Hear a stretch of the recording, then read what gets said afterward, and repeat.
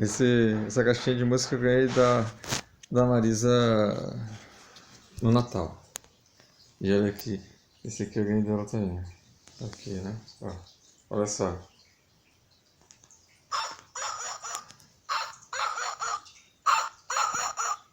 O cachorrinho que lá derrubar e já fica, ó, fica antenado. Ele vai querer pegar o cachorrinho. Não, vou guardar aqui o cachorrinho. Ali, ó. Deixa o cachorrinho ali. Bom dia, olha. 9 de maio. Sobe aqui, boy. Ele fica antenado em tudo, na rua, que tá acontecendo, mas já tá lá fora.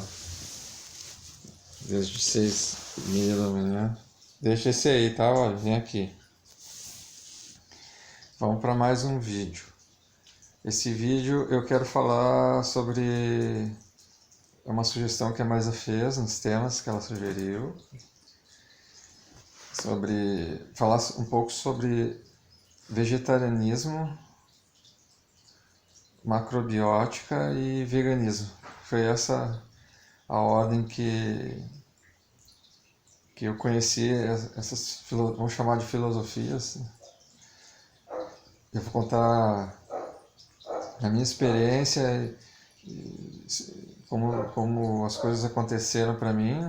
Isso dá um contexto histórico junto, falando assim, e vou mostrando as possíveis diferenças que existem entre essas filosofias, né? Tá bom?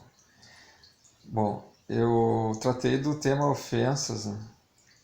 E ali no tema ofensas eu fiz uma proposta, que se tu quer trabalhar mesmo para não se sentir ofendido, né, começa tu analisando, observando as coisas, fazendo um trabalho para não se sentir ofendido. Não vai deixar assim de uma hora para outra sem tu trabalhar, né? Agora não vai me sentir ofendido, isso não vai acontecer se tu não olhar as coisas que te geram esse sentimento de ofensa. E eu coloquei que nesse trabalho de desidentificação tem uma parte que é o que as pessoas dizem que eu sou, eu acabo acreditando nessas coisas e lutando, né, para que eu não decepcione ninguém, entendeu? Não decepcione as pessoas. E também tem a parte das ofensas, né? Eu acho que um sentimento correlato seria a necessidade que nós temos de aprovação, né? Uma coisa vai se desenrolando na outra, na verdade. Nós temos que ir devagar nos assuntos. Bom, eu comentei lá quando uma pessoa te dá os parabéns, por exemplo, na situação que tu estava fazendo aniversário, né? E que tu continue sendo assim, né? Sempre assim e tal, e uma pessoa isso, aquilo, aquele outro. Isso é uma proposta para a pessoa ter algo concreto, né? Evidenciando uma das possíveis causas, né? Ponto de origem, do processo que te leva a uma identificação, né? Tu te identifica com aquilo que a pessoa falou, né? E dessa identificação, né, qualquer coisa que vá ferir essa tua identificação vai causar em ti um sentimento de ofensa. Então tu pode fazer um trabalho para não deixarem que as pessoas no elogio que fazem estabeleçam uma condição para que tu seja sempre aquilo ali que ela está aos olhos dela é virtude. E aí me faltou dizer uma segunda coisa que naquele vídeo eu esqueci. Eu já escutei. Às vezes a gente não se dá conta quando a coisa está vindo na nossa direção, né? É mais fácil observar o que está acontecendo com as outras pessoas para se dar conta. Para tu começar a te dar conta das coisas que vêm na tua direção, tu tem que ter um estado de meditação já bem despertado, vamos usar essa palavra, tá? Tem que estar bem desperto, assim, né? E, já que eu falei da meditação, né, para tu meditar na tua rotina do dia a dia, né, tu inicia fazendo uma meditação numa salinha, né, que tu tem que criar na tua casa ali um espaço para ti, né? É um espaço que tu te sinta bem confortável, que tu te sinta em paz, e tu começa a meditar. Depois da prática, né, tu vai adquirindo, tu vai tendo respostas, né? Respostas que te dão direcionamento para que tu vai... respostas vindo assim de uma receptividade, tá? Esse ambiente também propicia que tu te torne uma pessoa receptiva, aberta para o processo meditativo. E depois tu vai no tumulto todo do dia a dia, nos altos e baixos das coisas, né? Na dinâmica da frequência de energia, né? Na dinâmica da frequência do modo que nós vivemos, tu vai conseguindo te tornar uma pessoa atenta até chegar na plena atenção, né? Que seria uma das maneiras de explicar a meditação, né? Atenção plena. Então, tu escuta muitas coisas que tu pode perceber enquanto tu está transitando nesse processo de meditação que vai te dar a condição para que tu perceba as coisas também vindo em ti, né? Entendeu? Tu olha o outro, observa o outro, e uma das coisas que eu observei, que eu vou trazer para dentro desse assunto aqui, ó, é um diálogo meio assim, ó, por favor, não muda, não muda, faz o que tu quiser, mas não muda, entendeu? Não muda, por favor, não muda. Ora, tu te empenhar tanto assim uma pessoa para fazer um pedido desse que ela não mude, né? É uma coisa bastante inconsciente, porque tu tem que encorajar a pessoa a mudanças, né?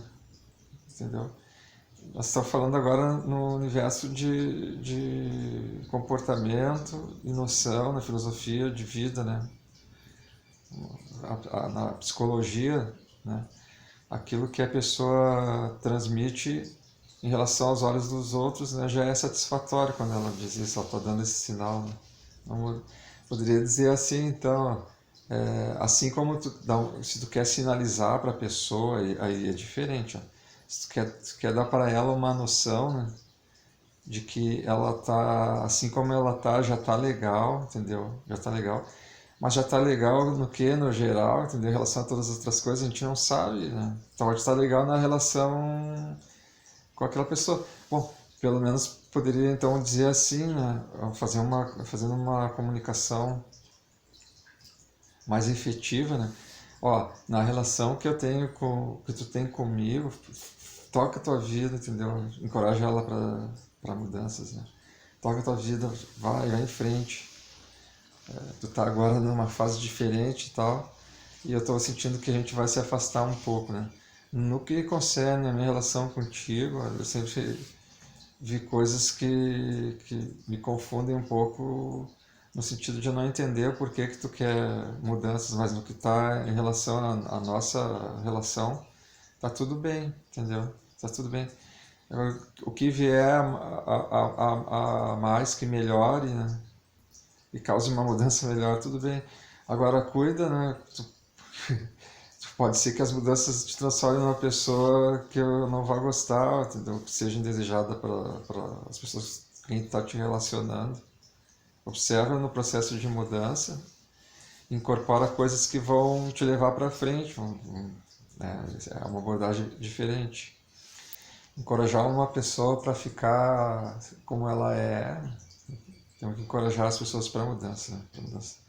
Quanto maior a mudança, quanto mais rápido a mudança, velocidade para mudar, não te estabelecer, estamos procurando sempre é necessário que tu tenha algo concreto. E agora quando a gente encontra as coisas concretas, a gente começa a arrumar a casa, né? E a gente se estabelece, né? Fica estabelecido, isso dá uma sensação de segurança pra gente, né? Bom, vamos falar sobre o vegetarianismo, então, que foi a primeira filosofia que me chamou a atenção. Me chamou a atenção já quando eu lia, na época, acho que eu li a história de Buda, né? A Luz da Ásia, o nome do livro. Outro dia eu procurei esse livro, que ele está dentro dos acervos das minhas memórias afetivas, né? E ele é esgotado, é uma edição esgotada. A Luz da Ásia. Aquele livro contava a história de Siddhartha Gautama, o Buda histórico. E ele era vegetariano. Eu estava assim, numa situação, acho que eu tinha uns 15 anos, por aí. Eu estava meio que associando assim, poxa, todas as pessoas que são referências espirituais, eles fazem isso. Estava vendo assim, né, isso, estudando um pouco a biografia deles. E uma das conclusões é, bom, eles são vegetarianos, né? Porque na época eu não tinha noção de que existia macrobiótica, um movimento macrobiótico, e não existia o veganismo, tá? Não existia o veganismo, não existia. Então quando em 86 eu fui pro quartel, as influências que eu tinha a esse respeito me encorajaram a tentar ser vegetariano, coincidindo com o tempo que eu estava no quartel. Aí eu tentei, mas não deu, não consegui. Eu ia comer muito poucas coisas daquele cardápio que era feito no quartel, né? Se eu fosse me tornar vegetariano naquela época, eu não ia me nutrir, talvez ia até passar fome, entendeu? E eu já era magro pra caramba naquela época. Aí eu tentei, mas não deu. Aí eu fui pro Rio, depois que eu servi, fui em 86, então eu servi, 87, entre 87 e 88 eu fui pro Rio. E lá no Rio eu comecei a assistir um programa, o Eremita, que toda segunda-feira esse programa era produzido pela Sociedade Espírita Ramatiz. Muito legal. Era um programa, não era toda segunda, eu acho que era uma vez por dia, era de segunda a sexta-feira, exatamente. E cada dia eles traziam um tema, né, dentro o que a Sociedade Espírita Ramatiz, vou falar um pouquinho, como é que ela se fundamentava, né, sobre a égide de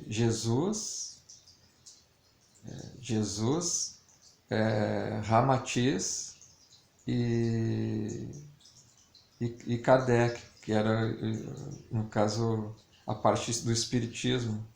E o Ramatiz é um iluminado, né? Aí já da parte assim de entendimento espiritualista do oriental, né? Eles fizeram uma fusão nos tratamentos terapêuticos que eles tinham lá naquele conjunto de palestras, né? A parte da doutrinária, eles tinham as filosofias, estavam fazendo uma novidade, assim, né? Que para a época era algo muito novo, né? Uma espécie de reforma do espiritismo. Um pequeno parênteses, até onde eu sei, ou pude investigar, a Federação Espírita não reconhecia o trabalho que eles estavam fazendo, tá? Na época. Ainda hoje, lá no Rio, existe, ali, o que é ali, perto do Maracanã, o bairro Maracanã, se não me engano. Eu não vou me lembrar agora o nome da rua, mas é perto do Maracanã. Existia a cervejaria Brahma, uma fábrica que não existe mais, e agora é um shopping lá, se não me engano. É uma referência, né, se alguém quer ir lá. Mas se procurar na internet vai achar, né? Sociedade Espírita Ramatiz, no Rio de Janeiro. Então, nesse programa, nas segundas-feiras, eles abriram um espaço para o Hare Krishna, o movimento Hare Krishna. E aí falou ali uma pessoa que se chama Mukunda Ananda, os sanyas dele, Mukunda Ananda. Essa pessoa é uma das pessoas importantes na minha vida, foram importantes. O programa da Ramatiz também foi importante, assim vai, numa série de coisas importantes. Aí entra a parte que seria o meu sentimento de gratidão. Aí o Mukunda Ananda falava muita coisa, então comecei a entender a filosofia de Bhakti Yoga. Aí ele começou a falar do vegetarianismo, sobre o vegetarianismo. E cada uma das coisas que ele falava no programa tinha uma literatura, ele oferecia uma literatura que seria possível para que tu te aprofundasse naquele tema, né? Então, no que concerne ao vegetarianismo, o livro era Gosto Superior. E aí eu chamei ele, convidei ele para me visitar no momento que eu estava preparando um apartamento, porque a gente ia se mudar de Engenho Novo, eu estava morando ainda com meus pais, né, para Botafogo. Eu estava preparando lá o apartamento e ali era um ambiente legal para atender ele, para receber ele, que não ia ter ninguém ali, só ia estar eu e ele. Porque eu não queria causar na minha família, né, um tipo de situação ou um ambiente que não propiciasse a minha iniciativa, né? E também a minha família sempre foi muito tumultuada, eu não tinha onde a gente estava morando um lugar para conversar com ele em paz, entendeu? Aí vocês estão vendo atrás de mim nas gravações que eu estou fazendo aquele quadro ali de Krishna Gopala, né? E esse quadro foi uma das coisas que eu ganhei dele. Ganhei entre aspas, tá? Porque, na verdade, a gente dá uma contribuição financeira, tá bom? É a maneira que eles têm de manter as coisas, a parte financeira é importante, né? Aí ele levou o Bhagavad Gita, interpretado por Prabhupada, né? Que existem várias versões do Bhagavad Gita. Existe um interpretado pelo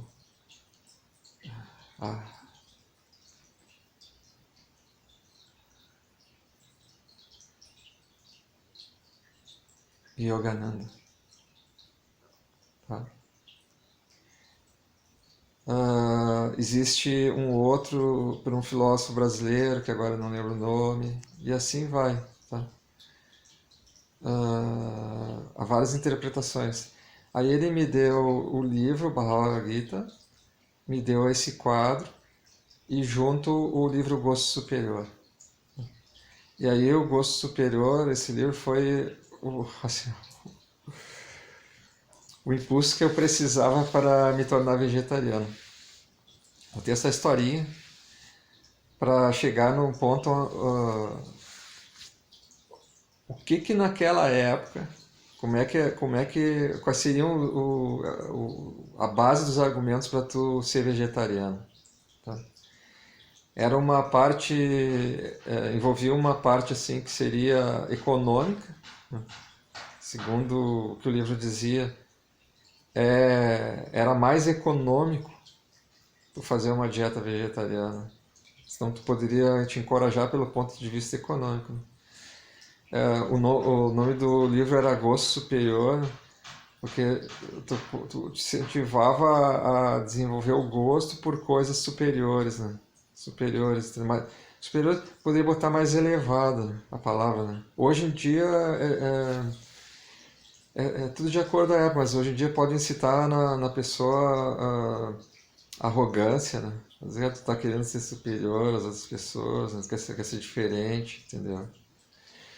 Ah, em relação a coisas transcendentais, coisas mais sutis, né?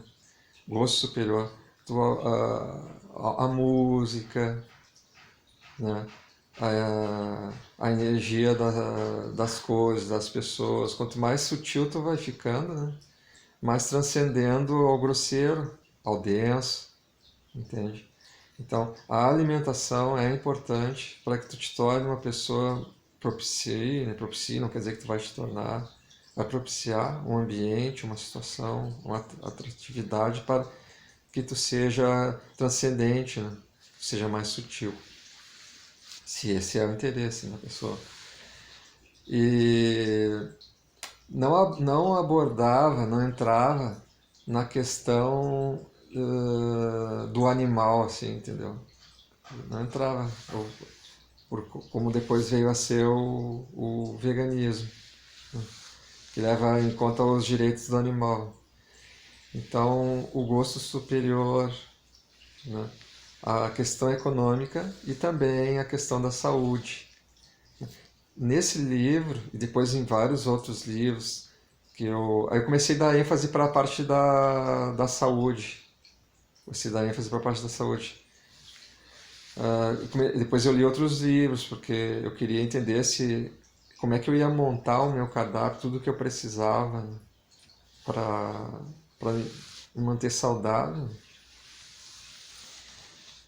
A parte da saúde, o livro abordava as questões aí, né, que eu não vou explicar aqui no vídeo. Então, eu estou tentando encorajar as pessoas que querem se tornar vegetarianas a se basear no modo como me parece que isso ainda perdura, ainda vale para os dias de hoje. A parte da saúde, a parte econômica e a parte do plano sutil, né?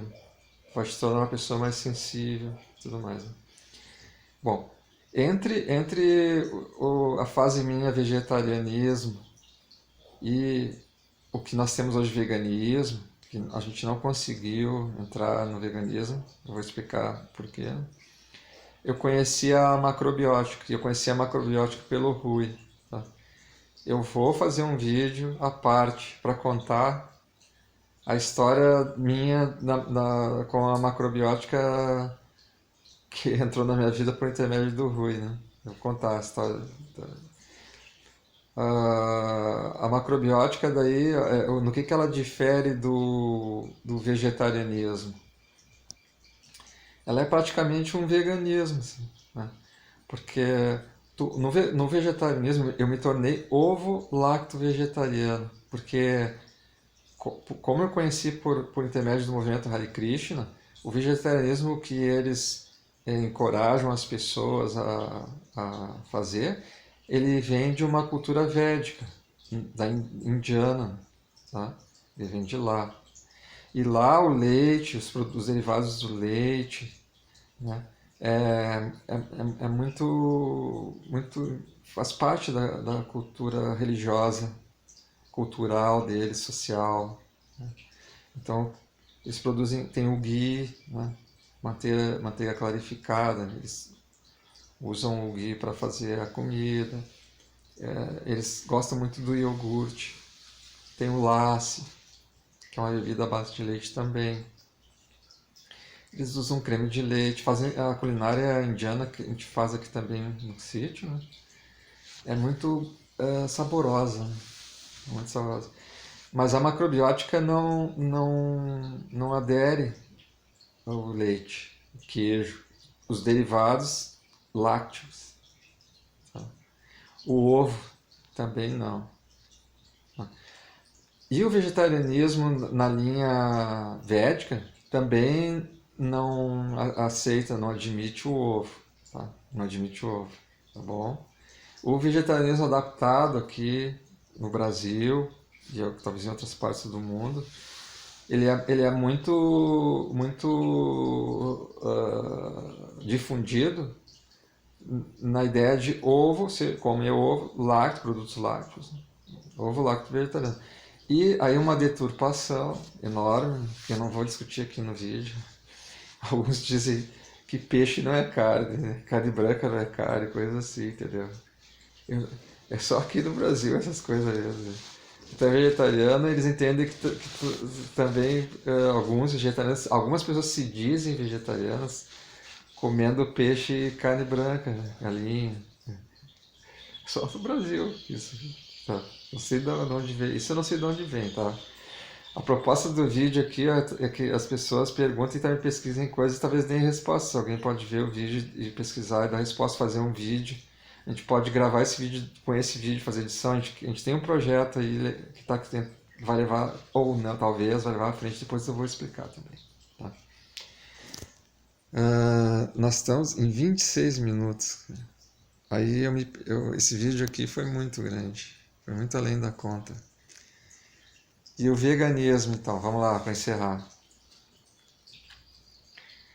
O veganismo, ele leva em conta o direito animal. Uma revolução, tá? Para mim, assim, para minha mente foi uma revolução. Eu fiquei muito admirado com a ideia deles do veganismo, muito sensibilizado. Procurem na internet o nome do fundador. Eu não estou dando o nome do fundador da macrobiótica, entendeu? Quem é que fundou o vegetarianismo? Essa parte assim mais técnica, né? Mais erudita. Não é minha proposta, porque tem a internet. Para que eu vou ficar? Peguem a essência, né? Me comunicando na base da essência. Fantástica a ideia deles, porque até então ninguém tinha se dado conta que os animais também têm direitos. Eles têm direito à vida, um direito inalienável, entendeu? Mas isto, em parênteses, isto tem essa forma da gente pensar até uma certa fase da nossa história, achando que os únicos que têm direitos são os seres humanos, tá? Tem origem no humanismo. Aí vocês teriam que estudar o humanismo, entendeu? Para entender o porquê que a gente acha que o animal não tem direito, por que o animal não tem espírito, por que o animal não sente dor, entendeu? Por que o animal também não tem uma família, por que o animal também não tem as suas necessidades psicológicas, entendeu? Por que ele não pode construir relações afetivas e a gente interfere em tudo isso aí, tá? Tá bom? Tem uma parte assim que encoraja para quem é mais intelectual, é muito mental, gosta das coisas pelo ponto de vista estruturado filosoficamente. Argumentos é o que não falta para tu te tornar vegano, vegetariano ou macrobiótico. Tá? Então o veganismo ele trouxe para nós que a questão do animal é uma questão de direito. Interessantíssimo. Tá? E daí isso vai promover uma revolução, né? Uma revolução na sociedade, entendeu? Só vai elevar. Existe alguma possibilidade de conflito,